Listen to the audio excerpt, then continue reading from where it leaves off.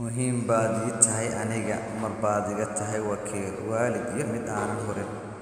mar baad ii tahay walaal mar baan kaa ahay wakiil adna ii tahay marwoon xumaha kaa weheshada mar baan kaa ahay mas-uul madaxaagaan bixinayaa mar baan kuu doodayaa darteed xaqaaga inaan la qarin mid baa jira aanan garan maamulaha dunida iyo in aad tahay hooyo mudan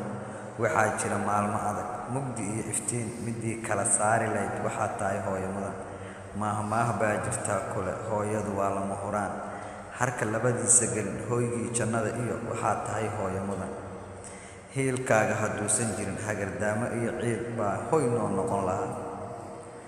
harka maanta lagu jiro halka laga hela iyo waxaad tahay hooyo mudan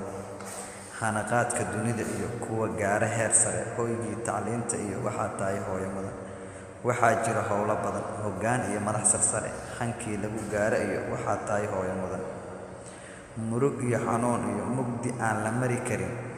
midii nagu korisa iyo waxaad tahay hooyo mudan muhiimaddu waa lama huraan iyo in aad tahay hooyo mudan hooyo adiga mudnaansha leh.